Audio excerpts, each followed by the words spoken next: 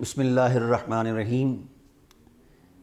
ناظرین کرام، اس وقت میرے سامنے شرح المطالب فی مباحث ایمان ابی طالب مولانا احمد رضا خان بریلوی رحمۃ اللہ تعالیٰ علیہ کی پڑھی ہوئی ہے، اور پوری کائنات سے مجھے میلز آئیں کہ اس کے بارے میں سکرین پر بھی جواب دیا جائے۔ میں نے ویسے کئی جوابات اس کے دے دیے ہیں، بہرحال اب ہم تھوڑا تھوڑا کر کے اختصار کے ساتھ اس کا جواب مہیا کرتے ہیں۔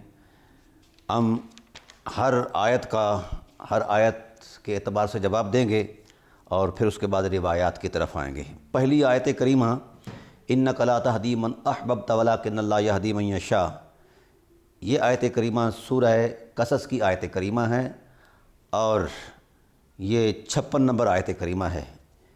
سورہ قصص کی آیت نمبر 50 سے لے کر آیت نمبر 67 تک یہ ایک مضمون ملتا ہے کفار مکہ کی حوالے سے، اور اللہ تعالیٰ کی ذات نے ان کی بابت یہ چیزیں بیان فرمائی۔ اور اس آیت کریمہ کے اعتبار سے تفسیر مفسرین کرام نے ایک یہ شان نزول بھی بیان کیا ہے کہ حضرت ابو ہریرہ رضی اللہ تعالیٰ عنہ فرماتے ہیں کہ رسول اللہ صلی اللہ علیہ وآلہ وسلم نے اپنے ام محترم سے کہا کہ لا الہ الا اللہ کہو، اور انہوں نے انکار کر دیا وغیرہ۔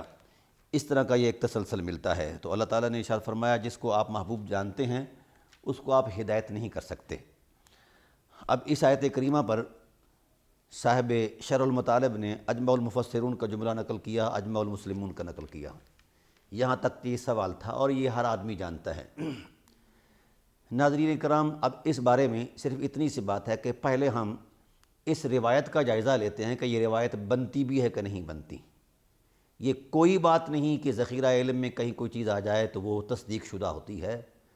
اصولی اعتبار سے یہ روایت ہے ہی نہیں، مرتبہ روایت میں اس کی کوئی حقیقت نہیں ہے۔ پھر اس کا مفید یقین ہونا لازمی تھا، یہ تو مفید ظن بھی نہیں۔ اس کی سند میں راوی ہیں یزید بن کیسان، ان کے بارے میں صاحب میزان الاعتدال نے یہ بات لکھی ہے، قال ابو حاتم لا یحتج بہ وقال سید بن القطان هو صالح وسط لیس ممن یعتمد علیہ، یہ قابل اعتمادی ہی راوی نہیں ہے۔ تاہم یہ سورہ مبارکہ کا نزول مکہ میں ہوا ہے۔ 4 سن نبوی کو سورہ حجر نازل ہوتی ہے اور کاملہ تن نازل ہوتی ہے، مکمل۔ پھر اس کے بعد سورہ انعام نازل ہوتی ہے، وہ بھی مکمل دفعتاً یکلخت نازل ہوتی ہے، تھوڑی تھوڑی کر کے نہیں۔ اور اس کے بعد سورہ قصص نازل ہوتی ہے۔ اب اس اعتبار سے اس کا زمانہ نزول 5 سے لے کر 6.5 نبوی تک ہے۔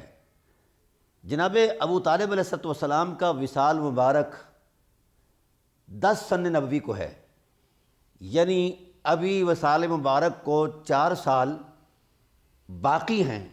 وصال مبارک سے پہلے اس آیت کریمہ کا شان نزول بیان کر دیا گیا، اور یہ آیت کریمہ اس محل اور مقام پر نازل کی گئی ہے۔ حالانکہ اس اعتبار سے ایک چھوٹا بچہ بھی جانتا ہے، اہل علم تو دور کی بات ہے، چھوٹا بچہ بھی جانتا ہے کہ جائے نزول پر راوی کا عینی شاہد ہونا ضروری ہے۔ یہ صاحب جو روایت کر رہے ہیں یہ اس وقت یمن کی گلیوں میں اپنی بھوک اور افلاس کی جنگ لڑ رہے تھے۔ یہ مدینہ پاک میں تشریف لائے ہیں تقریباً 7 سن ہجری کو، اور خیبر کے مقام پر جا کر انہوں نے اسلام قبول کیا ہے۔ تو تقریباً درمیان میں 11 سال کا عرصہ بنتا ہے۔ پورے 11 سال کے اس ٹائم پیریڈ کے اندر یہ آیت کریمہ بے محل رہی، بے معنی رہی، نہ کوئی اس کا مدعا تھا، نہ مقصد تھا، نہ کوئی جناب والا اس کا شان نزول تھا۔ اب اس آیت کریمہ کے شان نزول کی بابت نہ تو زبان رسالت سے ایک جملہ نکلا ہے کہ نزلت فی ابی طالب، نہ ہی اہل بیت نبوت کی زبان سے یہ بات نکلی ہے، چونکہ اہل بیت نبوت علیہم الرضوان وقت وفات ابی طالب علیہ السلام وہاں موجود تھے۔ تو ان میں سے بھی کسی شخص کو، اور دیگر کبار صحابہ جو اس وقت مکہ المکرمہ میں موجود تھے، ان میں سے بھی کسی شخص کی زبان پر یہ نہ جملہ آیا ہے، نہ آیت کا شان نزول آیا ہے، اور نہ ہی جناب والا زمانہ نزول کے بارے میں یہ اعتبار قائم کیا گیا ہے۔ تو اصولی اعتبار سے پہلے تو شرعاً اخلاقاً روایتاً درایتاً اس راوی کی اس اعتبار سے یہ روایت قابل قبول ہی نہیں، چونکہ وقوع وفات ابی طالب علیہ السلام مبصر بھی تھا اور محسوس بھی تھا۔ تو جو وقوع مبصر اور محسوس ہو اس کے لیے شرط یہ ہے راوی پر کہ وہ اس کا عینی شاہد ہو۔ 11 سال بعد اس شان نزول کی نشاندہی حضرت ابو ہریرہ کر رہے ہیں رضی اللہ تعالیٰ عنہ۔ 11 سال تک یہ آیت کریمہ بغیر شان نزول کے رہی، نہ تو اس کے شان نزول کا علم صاحب وحی صلی اللہ علیہ وآلہ وسلم کو ہو سکا، اور نہ ہی اس کے شان نزول کا علم مولا کائنات علیہ السلام کو ہو سکا، نہ حضرت عباس بن عبد المطلب علیہ السلام کو ہو سکا، اور نہ ہی حضرت امیر حمزہ کو ہو سکا، نہ ہی حضرت عقیل رضی اللہ تعالیٰ عنہ کو سکا، اور نہ ہی فقیہ امت حضرت ام الفضل کو ہو سکا، اور نہ ہی فاطمہ بنت اسد صلوات اللہ تعالیٰ علیہا کو ہو سکا۔ حرم نبوت کے کسی شخص کو جن کے حرم میں یہ واقعہ درپیش آیا ہے ان کو تو نہ آیت کا پتہ ہے اور نہ ہی شان نزول کا ادراک ہے۔ 11 سال بعد آنے والا شخص یہ کہہ رہا ہے اسلام میں کہ جناب یہ بات اس وقت نازل ہوئی، نہ وہاں موجود تھا، نہ اس کے پاس کسی عینی شاہد کی تفویضی شہادت ہے۔ جب نہ تفویضی شہادت ہے نہ یہ عینی شاہد ہے تو کس حق سے یہ روایت بیان کر رہے ہیں؟ اب رسول اللہ صلی اللہ علیہ وآلہ وسلم پر بات آتی ہے کہ کچھ علماء یہ کہہ سکتے ہیں کہ جناب یہ صحابی ہیں، ہو سکتا ہے حضور سے سنا ہو۔ میں اس امکان کو اس لیے مسترد کرتا ہوں کہ اگر اس بات کی کوئی حقیقت ہوتی تو 11 سال تک رسول منصب رسالت کی عظمت میں اس حق کو کبھی نہ دباتے، کبھی خاموش نہ رہتے، اس کا اظہار فرما دیتے۔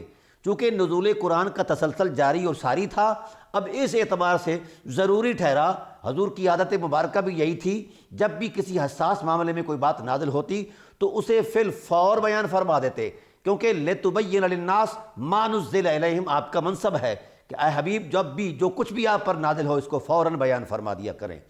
اب 11 سال تک رسالت کا خاموش رہنا اور حرم نبوت کے نفوس قدسیہ کا خاموش رہنا، جن کی وجودوں کے ساتھ سارا قرآن پیوست ہے اور ان کے وجود قرآن سے پیوست ہیں اور وابستہ ہیں، یہ احادیث نبویہ کے اندر موجود یہ باتیں ہیں کہ حسین قرآن کے ساتھ ہے، قرآن حسین کے ساتھ ہے، علی قرآن کے ساتھ ہے، قرآن علی کے ساتھ ہے وغیرہ۔ تو ناظرین کرام اس اعتبار سے کائنات کا کوئی زاویہ علم اس بات کی تصدیق کر سکتا ہی نہیں ہے کہ یہ روایت بنتی ہے۔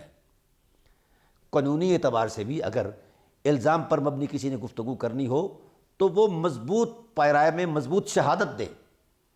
تو یہ صاحب نہ تو خود عینی شاہد ہیں، نہ ان کے پاس کسی عینی شاہد کا عینی مشاہدہ تفوید ہے، نہ ہی ان کو کسی نے روایت تفوید کی ہے، اور نہ ہی انہوں نے یہ بات فرمائی ہے کہ سمعت عن رسول اللہ قال علی رسول اللہ اخبرنی رسول اللہ، یعنی کوئی ضابطہ روایت اسے قبول نہیں کرتا کہ یہ روایت ہے۔ صحیح مسلم میں اگر آ گئی ہے تو اس میں کون سی قیامت ہے کہ صحیح مسلم کوئی منزل من اللہ کتاب ہے؟ جو روایت مزاج رسول اور قرآن کریم کی آیات کی روشن حقیقتوں کے مطابق ہے وہ روایت ہے، ورنہ کوئی روایت نہیں ہے۔ اب اس اعتبار سے یہ بات ہم آپ کے گوش گزار کرنا چاہتے ہیں کہ رسول اللہ صلی اللہ علیہ وآلہ وسلم کی یہ جو حرم نبوت کی یہ جو بات ہے، اہل بیت نبوت کو زیادہ علم ہونا چاہیے تھا، جو یمن کے اندر بیٹھ کر بھیک مانگ رہے ہیں یا اپنی قسم پرسی کے ساتھ لڑ رہے ہیں، اس کو کیسے علم ہو گیا ہے؟ وہاں تک کون لے گیا ہے؟ آج تک کوئی مفسر، آج تک کوئی محدث، کوئی تجزیہ نگار اس روایت کا کھوج نہیں دے سکا کہ ابو ہریرہ تک یہ منظرنامہ کیسے پہنچا ہے، نہ کسی کے پاس کوئی تصدیق ہے۔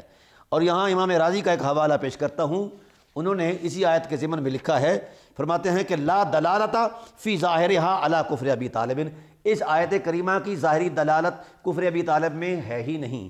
جب یہ کسی بھی اعتبار علم سے روایت بنتی ہی نہیں ہے، نہ اس آیت کا تعلق جناب ابو طالب علیہ السلام کی ذات کے ساتھ ہے، تو پھر کس اعتبار سے، کس یقینی اور کس مفید یقین دلیل سے یہ بات ہمیں کہی جاتی ہے کہ جناب والا یہ ابو ہریرہ کے بعد نازل ہوئی؟ رہا اجماع کا کہنا، تو یہ زجاج کہاں تھی اس وقت؟ کس زمانے میں اجماع ہوا ہے؟ صحابہ نے اجماع کیا ہے، تابعین نے کیا ہے، ضرورت اجماع کیا تھی، دوائیات اجماع کیا تھے؟ کہیں کوئی نشاندہی نہیں ہے۔ تو لہٰذا اس اعتبار سے فقیر بربلا کہتا ہے کہ یہ مصنوعی روایت ہے اور ڈرامائی فراڈ ہے، اس کی کوئی یقینی دینی حقیقت ہی نہیں ہے۔ تو جب دلیل بے یقینی ہے، مفید یقین نہیں ہو سکتی، نہ سند کے اعتبار سے ہو سکتی ہے، نہ اصول درایت کے اعتبار سے ہو سکتی ہے، نہ نزول قرآن کے حوالے سے ہو سکتی ہے، تو پھر اس غیر مفید یقینی غیر مفید دلیل پر ہم کیسے یقین کریں؟ لہذا یہ آیت کریمہ اس منظر نامے میں ہے ہی نہیں، جو کچھ کہا گیا ہے صراحتاً غلط کہا گیا ہے۔ اس بارے میں اگر تصدیق کی ضرورت ہو تو فقیر کی یہ کتاب عرفان ابو طالب علیہ السلام اور قرآن عظیم آپ پڑھیں گے تو آپ کو انشاءاللہ العزیز تسلی ہوگی۔ انشاءاللہ العزیز بقیہ اگلی دلیل کا جواب اگلے سٹیپ میں آ رہا ہے۔ السلام علیکم۔